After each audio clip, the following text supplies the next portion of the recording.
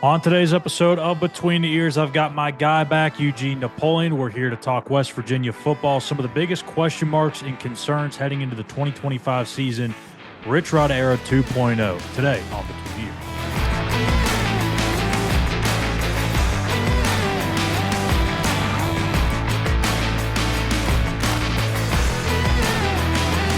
What is up, everyone? Skylar Callahan here with Eugene Napoleon, former Mountaineer running back, the legendary Eugene Napoleon, that is. And if you haven't seen Gene around, he's been doing some of his own stuff, helping out, make sure that Tracy Napoleon's doing her thing in the music industry, and he's doing his own thing on Napoleon's Corner, which, by the way, if you haven't checked that out yet, go do that.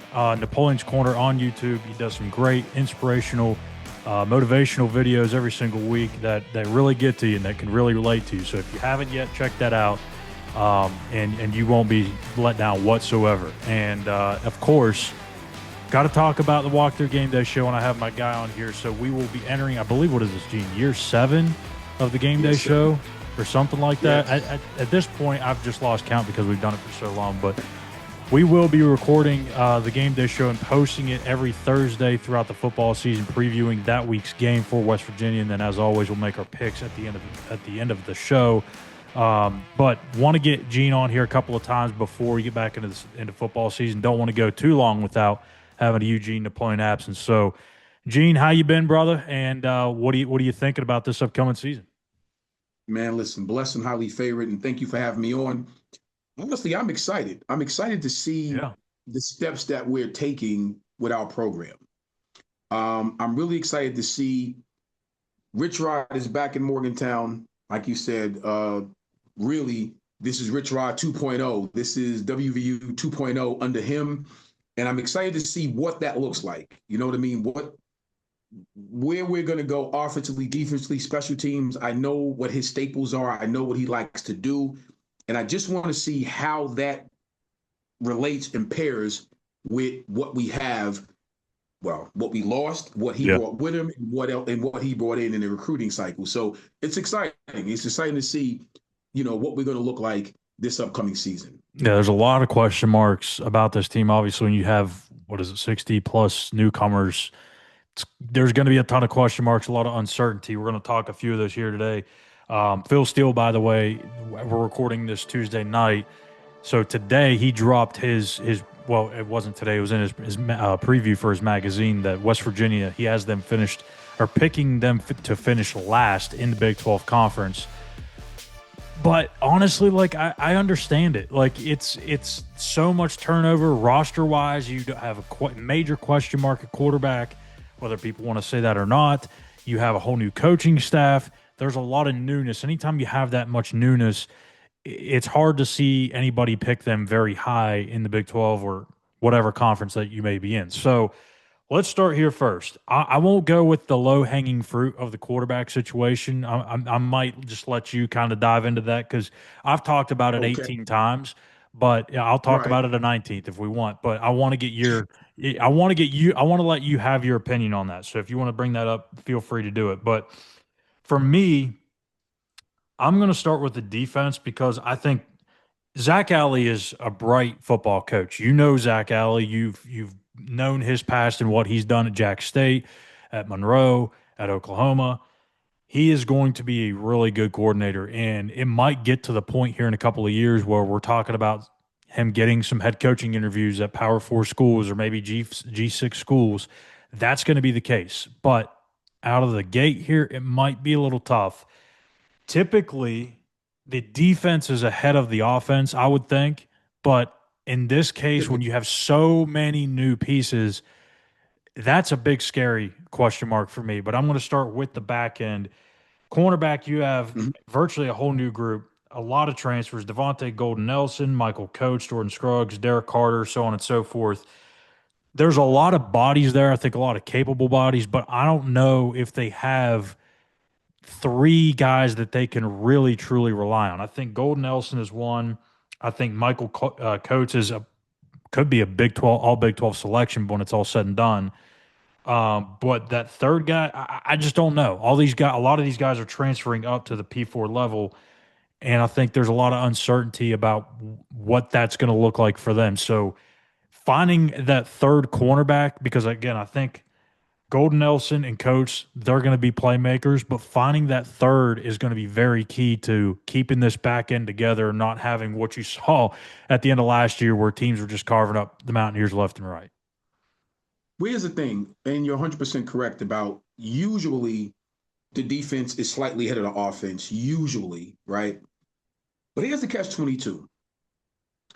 One thing about Rich Rod's ability to get what he needs to get out of any given position, that's always been like something that he's focused on throughout his coaching career. So it's not going to surprise me that by the time they get into camp, trust and believe, if you can't play at this level, He's if going to it's let you know about it. okay, the way that he wants you to play in his system, don't get it twisted. This is his system. Right. I don't care who's the coordinator over here. This is his system. He runs his program a certain way. Always has, always will. And I say that because I guarantee you, at any given position, by the time the whistle blows for game one, all those questions will be answered. Yeah. And if you're not the person to play, you simply won't be there. It's And really that simple. So I'm not really too concerned. Here's my thing. When you have this much turnover and people get all caught up in the levels, right?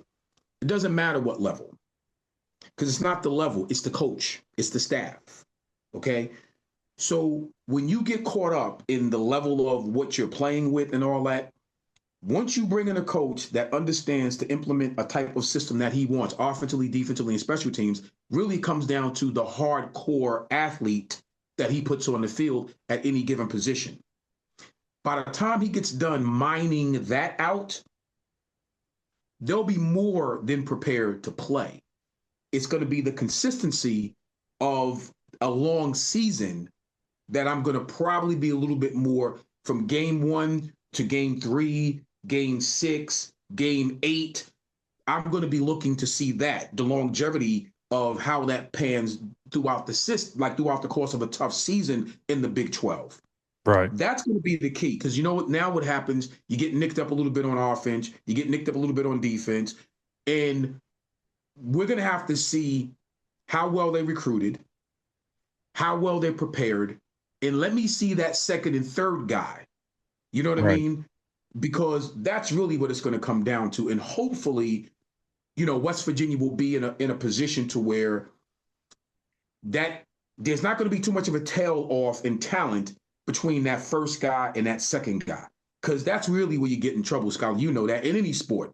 Right. That's really when you get in trouble, when it becomes a health issue, and then the health issue becomes a talent issue because there's too much of a tail off in talent between number one, number two, and number three. And I think the other part, and you kind of hit on it there without actually, discussing it, but I think the coaching staff as a unit, that's a big concern too, because while all these guys are talented at what they do and they obviously have the track record to be in the position that they're in, it's not all going to be sunshines and rainbows come September or August when fall camp hits. There's going to be some guys that are I don't want to say bickering or back and forth, but you get the point. There's always going to be arguments among the coaching staff, especially when they first come together. It's not a bad argument. There's a such thing as healthy arguing, right? And you're going to have that when you have a new staff coming together. They're all coming.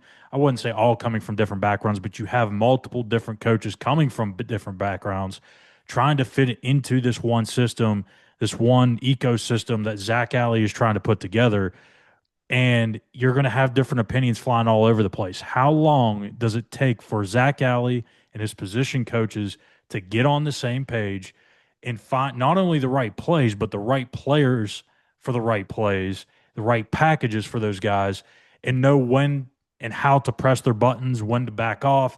That's all this stuff that doesn't get talked about. We can talk about tackles Right. for loss, sacks, interceptions, Right. PBUs, whatever, but it comes down to the coaches putting them into position. We've heard that phrase for how many years now? But Hmm. when we say putting them into position, it means putting them in the exact right spot on the field, the exact right package, the right sub package, the right coverage, the right blitz package. There's so much that goes into it that we just really don't talk about. We just kind of wrap it all up into saying putting them in the best position. That to me is probably my biggest concern with this whole operation in 2025 is how long is it going to take that coaching staff to gel and figure things out to where they're all on the same accord and marching together. That is, listen, that's the $2 million question because you're 100% correct. Anytime you have this much turnover in an organization, players, like you said, coaches, the philosophies, because here's the deal, you can have a great staff and they may not have the same philosophies. Yeah. And you don't figure that out until they're all together, And right? and this is no disrespect to the coaches, but let's be No. honest here, Gene. Every Mm-hmm. coach has an ego of some sort, right?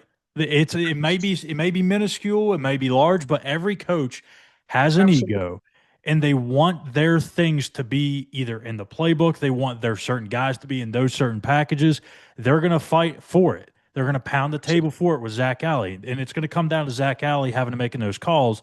But that's what I mean, where you're going to have the healthy arguing happening in train or fall camp in the first couple of weeks of the season. That's pretty cool, right? I like that. The healthy arguments, pounding the table, standing on the table for your guy. That's all well and good. It's healthy arguments in fall camp. I'm gonna tell you when those arguments don't become too healthy. Okay. You don't if that thing doesn't gel and mesh the way it's supposed to, Yep. and by week 5, if you're 1-4, those are no longer healthy arguments. 1-4 would be brutal, man. That means you lost to Ohio or Robert Morris. Listen, hey, Golly.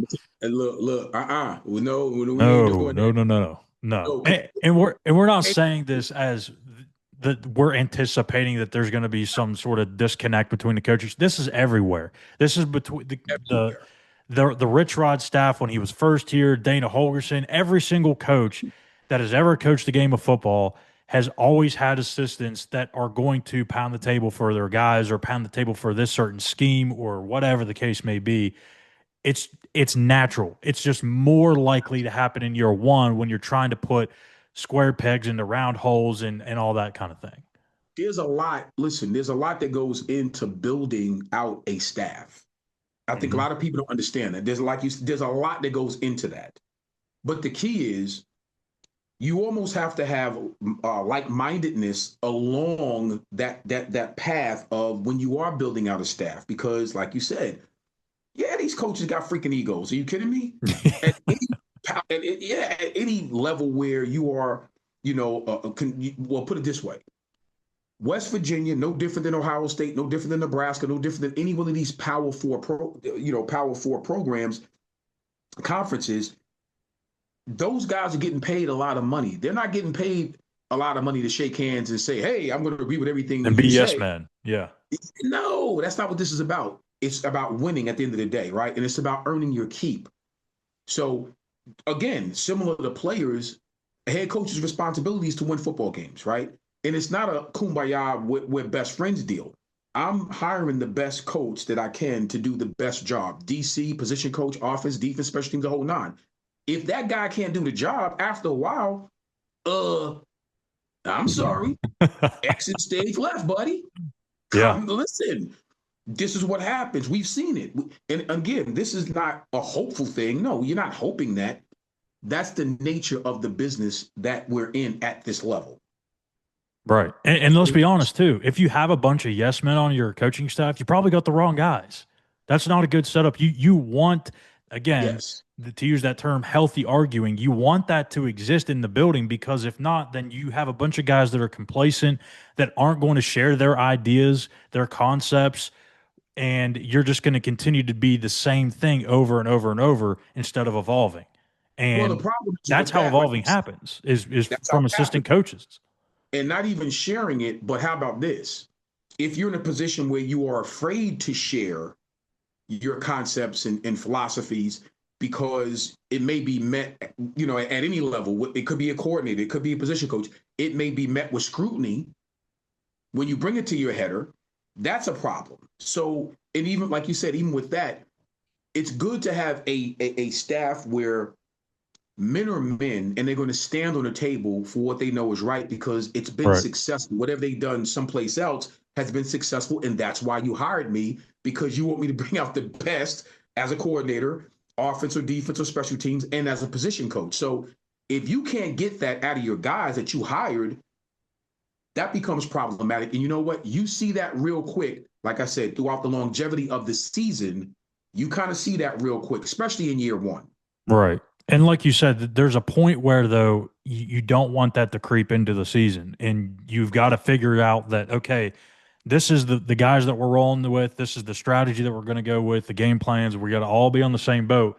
If we want to come back and revisit some things next year, then that's something we revisit in the winter or the spring. You've got to be all in the same line when you move into August or August 30th, I guess, whenever they take on Robert Morris, but flipping it over to more of the personnel, or back to the personnel, I should say, offensive line. This is something that Neil Brown actually did a really good job of developing. It took them a couple of years, but once they did, they got that thing humming. They had Zach Frazier, Mm-hmm. Doug Nestor, Wyatt Milam. So they had several players that they were kind of pumping in there, and they were getting really high level play. Now you lose all five starters, you lose all five second teamers, you lose a couple third stringers. Like, Gene, this is a whole brand new operation going up there up front with the big guys. And to be honest with you, like, even though they have, you know, I think a lot of capable bodies, we don't know who's going to start. We don't know where they're going to play. There's guys that have played both tackle spots. There's guys that played tackle and guard. There's guys that played guard and center. There's guys that played center and tackle. There's guys that played only left. There's guys that played have left and right. We have no idea. I cannot tell you how many different starting combinations there may be for this starting offensive line, but it's an astronomical number because I can't peg it down. The only thing I know, and it's not even a sure thing either. Landon Livingston is a center. Is he a starting center? I don't know. We'll find Right. out. Well, he's going to have some competition, but so among this offensive line, I'm sure you haven't had the chance to fully study it yet, but when you have this much turnover offensive line, what is your greatest concern? Is it the pass game or the running game? Well, once again, because of Rich's style of offense, Should it cater to the run, you would think. it will probably well, okay. Let's answer that question in two pieces, right? The quarterback, actually in three pieces. The quarterback to the running back to the offensive line. Okay. Because Rich loves a capable quarterback that doesn't mind running the football. Right. That sets the pace in the tone of his offense. Now, in that package, you have to have a stud of a running back, which I think we do. Which I know that we do. That Mr. White, that's my boy there. That guy get that thing humming. So in this style of offense, woo, he has the potential, barring injury, to have a breakout year in this style of offense. Now it goes to the offensive line. My concern is going to be from quarterback to running back to offensive line,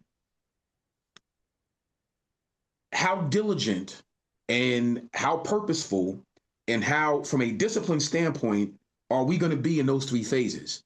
This offense, you have to have that. It's a very disciplined style offense, but it takes a lot out of your quarterback. It takes a lot out of your running back. That purpose up front, they got to be dogs up front, Scholar. You understand what I'm saying? Yeah. Because they're asked to do a lot. Those offensive linemen, because that ball is snapped.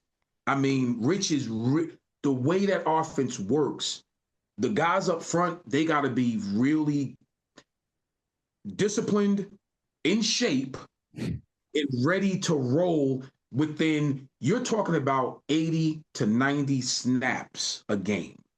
Yeah. That's a lot. Listen, it's humming, right? So it wouldn't matter even if you had your offensive line back from last year, right? You know why it wouldn't matter? Because this is such a completely different style of offense. And those are different style bodies too that you had. Those are different style of bodies, and they're going to be expected and they're going to be asked to do different things with their body type. So that mental complexity of what they're going to be asked to do It's unlike anything they've ever done before. Well, so So let me ask you this before I forget. So would you almost say that not only myself, but everybody else, that we're maybe making this, oh my gosh, they've lost this many offensive linemen, more of right, a to do than we really should? Because if you think about it, like you just mentioned, if you had those guys back from last year's team or the guys that would have had eligibility to come back, you're asking them to completely switch their style, their bodies, maybe something they're not used to. Even though this is a whole new crew, period. it's guys that should fit right into what they're trying to do. Exactly. The deal is you're going to recruit and you're going to go in the portal and you're going to get the type of lineman that you need that fit your system. So to be completely forthright, maybe, just maybe, the guys that was on this roster last year, it needed to be overhauled.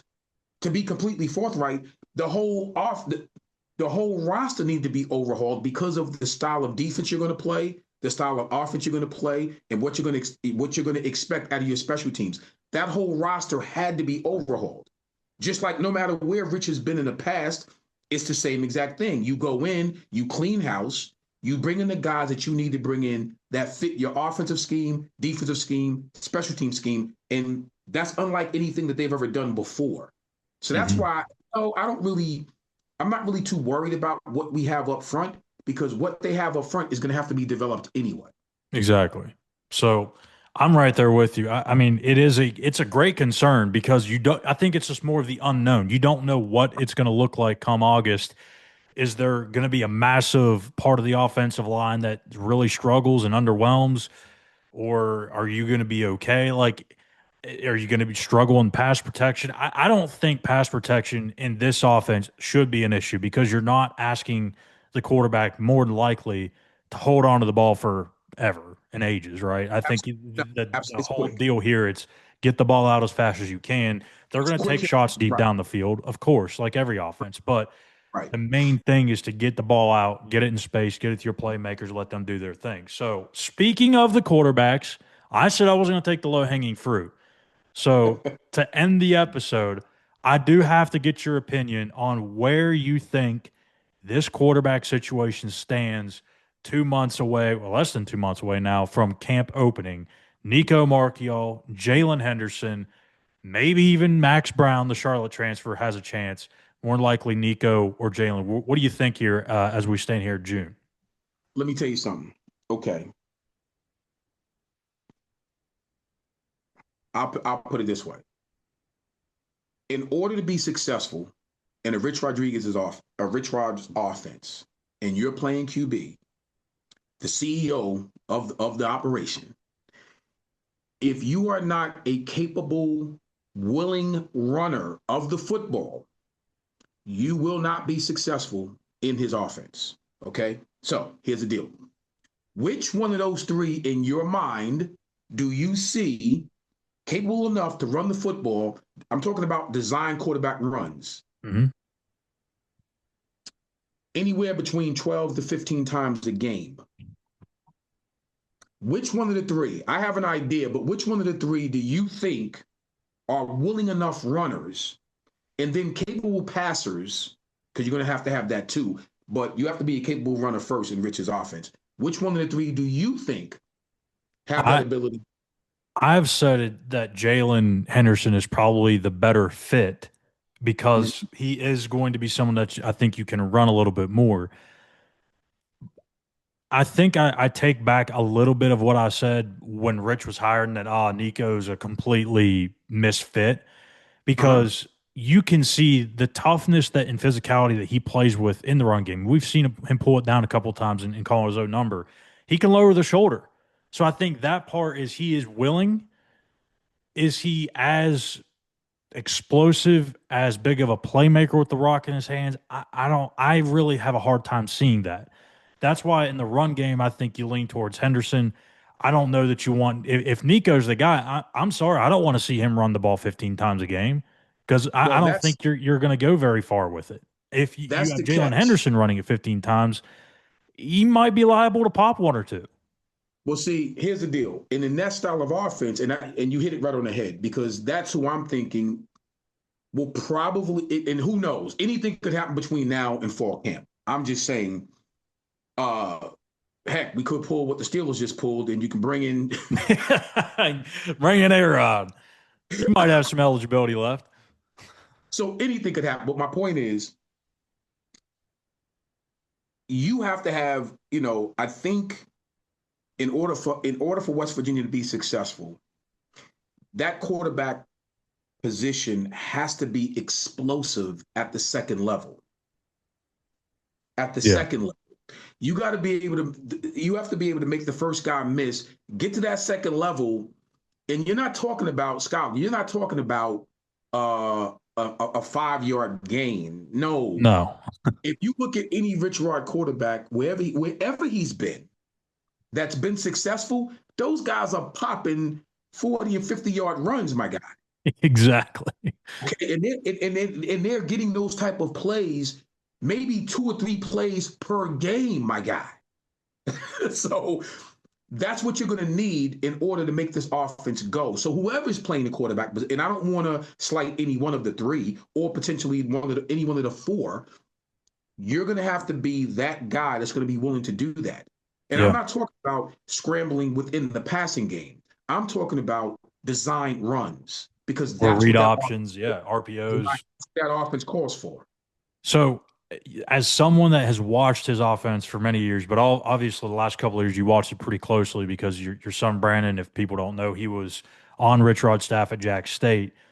Mm-hmm. I think a lot of people that are either pulling or rooting for Nico to win the job would say, "Hey, look what Tyler Huff did at Jack State last year. They're kind of similar. They're not extremely explosive. They're not. We're going to kill you with their legs and blow right by it, but they're kind of physical. They can run it. What No, do you see similarities at all in the listen, run game between Tyler Huff and Nico Markey? Or are they two completely different things?" they're two completely different things. Let me tell you something, man, about Huff. Huff was a beast. Don't get it twisted. No, no, no, no. Huff was different. You understand? Yeah, no, no, no. The first 2 games I watched that young man play, I went back and watched him before he got to Jack State and was blown away. Blown away. He's sneaky fast, number one. He can make you miss, number two. And he enjoyed running over your face, number three. Okay. Yeah. He looks for the contact. Nah, he's a different dude, man. So no, no, and look, this is just my humble opinion, scholar. There is no comparison. No, Huff was he was a different beast. He fit Rich Rodriguez offense to a T You know because he who could he can throw the ball well enough to get the ball down the field and make the right reads in the passing game, but he killed you in the running game. Here's a name you probably haven't thought of or heard of in a long, long time. In a way, he kind of reminds me, if you know who I'm talking about here, Toby Gerhart, the old Stanford running back in Maybe, the earlier 2000s. I think with Andrew Luck, absolutely. he kind of reminds me of a quarterback's version of Toby Gerhart. You know what? That is a very now you're talking. That's a Yeah. very good comparison in terms of his ability to run the football. Right. Absolutely. And that's really good. Oh, okay. I see you was doing your research I don't there. know what Toby Gerhart can do slinging the thing, but I'm assuming it's not better than Andrew Luck. So, Listen, no, not even close. But no, you're 100% correct. Yeah, that's a really good analogy. That's a really good comparison. so there you have it. Gene's thinking Jalen Henderson might be the better fit. I think that probably is the case for me as well. But does that mean we think that he's the favorite to win the job? No, that doesn't mean that at all. That's just kind of our thoughts on the two, how they play stylistically, and Right. comparing that to what Rich Rod's going to ask for their Hey, quarterbacks to do. So styles make fights, my guy. Styles make fights. exactly. And this is a good thing because when we get to August, there's a true quarterback competition. Anyone that says otherwise is out of their mind. I'm telling you right now, there's no decision that's been made on this quarterback battle. And I know it's really going to be between those two, but Max Brown's going to get his opportunities. And there, like you said, there might be a fourth guy that gets opportunities. It might be for 2 days, it might be for a week. I don't know. But knowing how Rich Rod is and what he has said in the past, he said, like, shit, I'd have 9 quarterbacks if I could, right? He wants to have as many options that he can win with heading into the season so he feels comfortable. it's not going to be decided in week one. He's going to let that thing go out. It might even happen minutes Absolutely. before kickoff against Robert Morris because, and why would you show your hand too, Gene? Like, that's the other thing I'm Absolutely. thinking. You have Robert Morris, you have Ohio, and you have Pitt. So, in Yeah. theory, you would think that you should be playing both of those guys in the first two games, anyways. So, why not Listen, keep it like abs- that until you go into the backyard brawl? absolutely. Listen, Huff did not start until going into the third week of the season. Yeah, yeah, that's true. Jack, you understand what I'm saying? So he didn't start the first two games. He Right. played, but he didn't start the first two games. So my point is, I can see something like that very similar in 2025 going into I can easily see that. And I would be good with that because you're 100% right. By the time you get to the backyard brawl, you don't want them to know everything that you're doing. Exactly. And You know what I mean? that also means if the guy that wins the job may not be the guy by game 12 either. Listen, and here's the beauty of it. Anything can happen. Hmm. This is why we tune in. Like I said, in boxing, it's very true. Styles makes fights. And in this particular offense, it's the same exact slogan. Whoever has the best style to fit this particular offense and gives, West Virginia the best chance to win will be the guy behind center, whoever that may Yeah. be. And we may not know that securely until week 5, 6, or 7. Yeah, it's very possible. It's very possible. So we'll see what happens, but that's going to do it for us today on Between the Ears. Always great to have my guy Eugene Napoleon on here with me again.